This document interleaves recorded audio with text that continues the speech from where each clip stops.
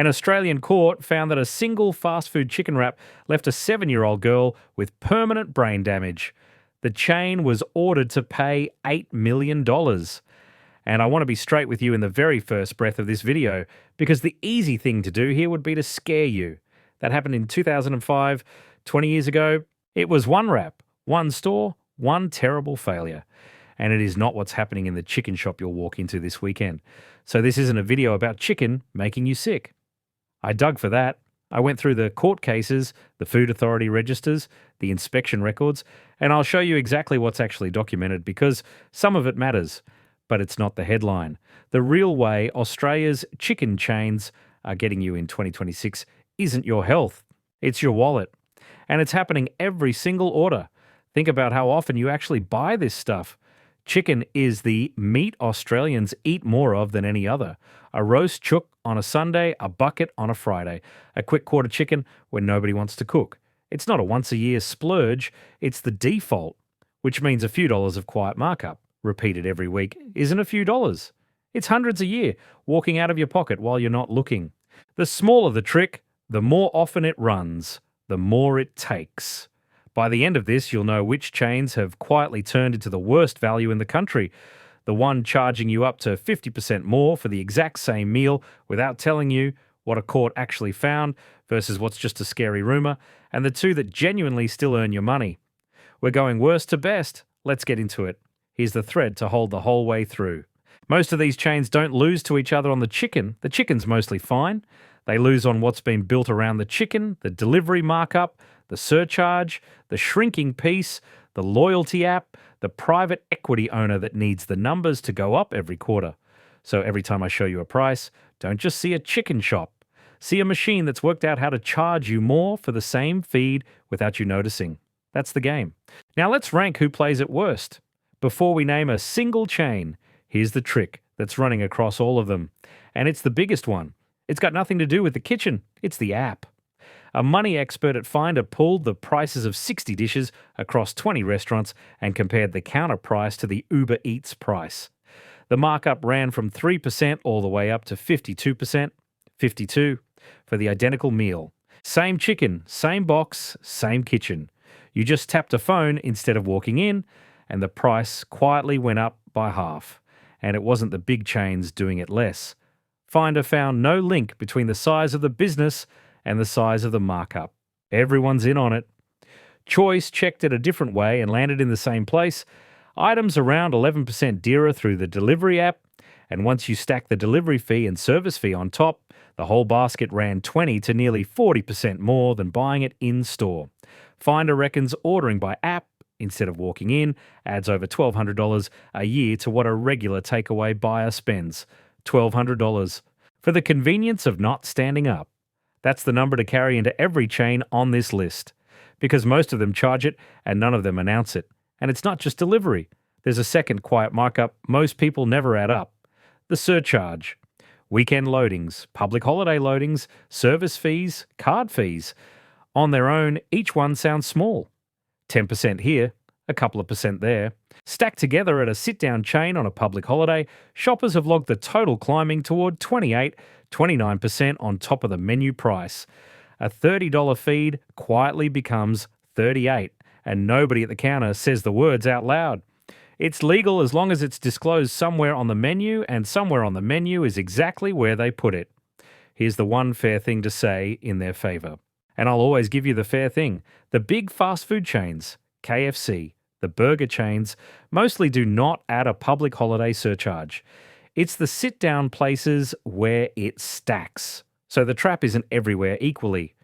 But between the delivery markup and the surcharge stack, you can be paying somewhere between 1/10 and a half more than the actual price of the food, for reasons that have nothing to do with the chicken. That's the machine, running quietly. Now the chains, worst value first. Number 5 isn't strictly a chicken chain, it's Mexican, but it goes through something like 80,000 kilos of chicken a month. And it belongs here for one reason. It's the clearest example of a brand where the share price matters more than your burrito. GYG floated on the stock market in June 2024, priced at $22 a share, jumped to around $30 on day one, briefly worth about $3 billion. A Mexican fast food chain? worth $3 billion. And here's the part an investment manager flagged about how that number was built. To make its earnings look bigger in the prospectus, GYG left around $210 million of lease costs out of one of its key profit figures, which one analyst group said could be considered misleading. I'm quoting their analysis, not making an accusation. But sit with the shape of it. The rent on the actual restaurants got moved out of the headline number, so the business looked more profitable than it was.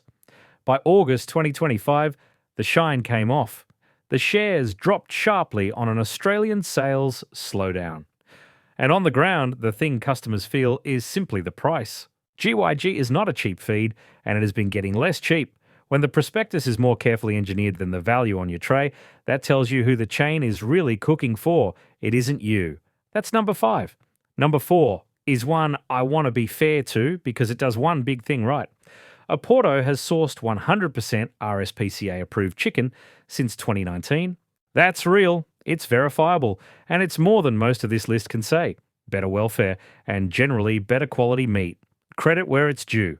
If sourcing were the only thing on the scorecard, Oporto would be near the top. So why is it down at 4? Because of who owns it and what that ownership squeezes. Oporto sits inside Craveable Brands, alongside Red Rooster and Chicken Treat, and Craveable is owned by a Hong Kong private equity firm called PEG, which bought the group for around $500 million. Private equity doesn't buy a chicken chain because it loves the chicken. It buys it because there's margin to pull out. And that pressure lands on the menu, the surcharge, and the delivery price. The same machine from number 6, now with a good chicken inside it. That's the honest version of Oporto. The bird is one of the better ones on this list. The pricing model around it is the same as everyone else's. Good chicken, same trap. If you're getting value out of this, the actual documents, the actual numbers, not just vibes, subscribe. Because we do one of these every week, and they're all about the money quietly leaving your pocket. Now, number 3, and this is where the owner story gets sharper. Number 3, the big one, KFC. Let's start with the wallet because that's the spine of this whole video. KFC's prices have climbed hard. 10 wicked wings went up to nearly $20, a jump of over $4, around 27%. A bucket feast now lands near $49. A Zinger burger on its own is over $10 before you've added a single chip. The combo boxes sit in the high teens to low 20s. The Colonel's bargain bucket isn't a bargain anymore. It's a $49 commitment. And watch what happens when you order that same bucket on a delivery app. The markup from number 6 lands right on top of an already climbed price. The $49 feast becomes $60 plus before delivery and service fees. You're not paying for chicken at that point. You're paying for chicken, plus a price rise, plus a convenience tax, stacked 3 deep. Then there's how the company treats the people making your chicken. KFC and its operators agreed to pay around $28.8 million to settle a class action that alleged workers were denied their paid 10-minute rest breaks, a case covering something like 90,000 workers across more than 700 stores. They settled with no admission of liability, but $28.8 million is what it took to make it go away. Now, the case from the start of the video because you deserve the full, honest version of it, not the scary half. Back in 2005, 20 years ago, a family bought a KFC twister wrap in Sydney, and a 7-year-old girl, Monica Saman, contracted salmonella and suffered catastrophic permanent brain damage.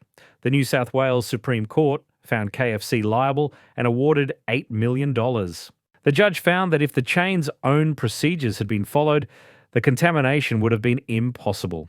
That is a real case and a real tragedy. And it is 20 years old. One wrap, one store, 2 decades ago. I'm not going to stand here and pretend it's what's waiting for you at the drive-thru tonight, because that would be a lie. And this channel doesn't do that. What it tells you is about a culture under cost pressure, and the price rises and the rest break case tell you that pressure didn't go away. It just moved from the headline to the receipt. And while we're being honest about chicken safety, here's the real, boring, useful truth. And it's got nothing to do with any one chain. Raw chicken in this country carries Campylobacter as a basic fact of the product. Researchers estimate cooked chicken is linked to roughly 30% of all Campylobacter cases nationally. Hundreds of thousands of cases a year, costing the country over $100 million. That's not a KFC problem or a Red Rooster problem, that's chicken. It's why handling and cooking temperature matter everywhere, in every kitchen, including yours. The chains aren't uniquely dangerous, and that's exactly the point. The danger was never the headline. The cost is. That's why KFC is number 3. Not because it'll poison you, because it costs more every year, and the squeeze shows up in more places than the menu board. Number 2, Red Rooster, an Aussie icon, and the clearest picture on this list of what the squeeze does to a brand from the inside. Red Rooster sits in the same craveable group as Oporto, under the same private equity owner. But where Oporto has the RSPCA sourcing to point to, Red Rooster's story is the franchisees. At a Senate inquiry into franchising, Red Rooster operators said they were on the verge of bankruptcy. They alleged they were forced to buy supplies through the head company at inflated prices, bottled water at about $18 a case when retail was around $11. Forced to roll out delivery that ate into their own in-store sales, and made to run a loyalty program that cost an average store around $25,000 a year. Now, these are the franchisee's own allegations to a Senate inquiry, not a court finding. I'll flag that clearly. But when the people running your local store are telling Parliament they can't survive the deal, that tells you where the money's being pulled. On cleanliness, several individual Red Rooster outlets have copped $880 council penalty notices for things like failing to keep the premises clean, some after previous warnings. Here's the honest framing, and it matters. Those are on-the-spot council fines, not court convictions, and the Food Authority itself says paying one is not an admission of liability. They're a snapshot of individual stores, not a verdict on the brand. I'm telling you they exist. I'm also telling you exactly what they are and aren't. What there is not for Red Rooster or any chain on this list is a documented food poisoning outbreak in the last 5 years. I looked. There isn't one on the record, so the Red Rooster problem isn't safety. It's a loved brand being run as something to extract from, and you feeling that in the price and the patchy experience. That's number 2. Still with me? Drop the chook in the comments. I want to know who made it past the scary stuff to the part that actually saves you money. Because now we flip it. The chains and the one option that genuinely still earn your money. So far, it's been the squeeze. Here's the other half, and it's the half you can actually use on Friday night.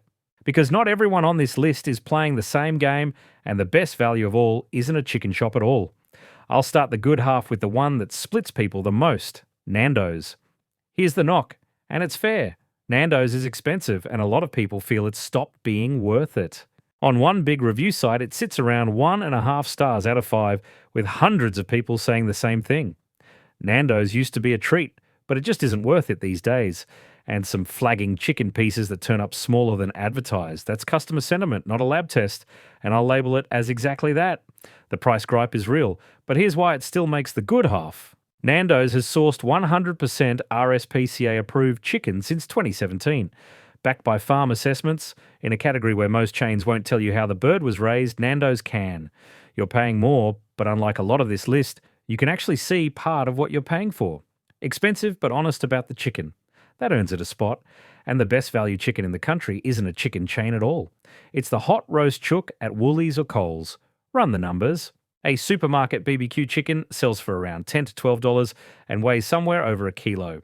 That's roughly $10 a kilo for cooked chicken. Compare that to a whole bird from the chains pushing $20. Same dinner, half the price. And at Woolworths, the whole raw RSPCA approved bird runs around $9 to $11 if you'd rather cook it yourself. And do the per serve maths, because that's where it really lands. A $10 chook feeds a family of 4. That's $2.50 a head for the protein of a whole dinner. The same 4 people at a chicken chain, by the time you've done combos and a couple of sides and maybe a delivery fee, is pushing $50, $60. Same bird, roughly. One feeds 4 for $10, the other feeds 4 for $60. That gap isn't better chicken. That gap is the machine. It's not glamorous. There's no app, no surcharge, no loyalty program quietly costing you. It's a cooked chicken on a warmer for $10, and it quietly beats almost every chain on this list on the one thing that actually matters when money's tight, feeding people for less. That's number one. The least exciting option in the whole video is the one that respects your wallet the most. So here's what you do with all this. Starting tonight, 1. Stop ordering chicken on the app. That's the single biggest leak, up to 52% on the same meal, over $1,200 a year for some people. Walk in or order pickup direct from the chain's own site. Same food, the real price. 2. Watch the surcharge days. Sit-down chains can stack public holiday plus service plus card fees toward 30%. The fast food chains mostly don't surcharge on public holidays. That's a genuine point in their favour. Know which is which before you sit down. 3. Weigh the value, literally. A supermarket chook at around $10 a kilo beats most chain whole birds. If you just want cooked chicken to feed the family, that's the move, and it's not close. 4. If you care how the bird was raised, Nando's and Aporto carry RSPCA-approved sourcing. You'll pay for it, but it's one of the few claims on this list you can actually verify. None of that needs an app you don't want. It just needs you to stop letting the machine charge you for the same chicken twice. Here's the one thing to carry out of this. The chicken was almost never the problem. A court case that gets passed around to scare you is 20 years old, and there's no outbreak on the record since. What's actually happening today, every order is quieter and lands in your wallet. The markup, the surcharge, the shrinking piece, the private equity owner that needs the number to go up. The bird's fine. It's the machine around the bird that's been getting you. Now you can see the machine, and the cheapest chook in the country is sitting on a warmer at the supermarket asking for none of it. So tell me, what's your local go-to? And after this, are you changing how you order it? Be honest, I read them. And next week, we're going inside the one part of the supermarket they make the most money on and tell you the least about. After this list, you'll want to see that one. Subscribe so it lands when it drops.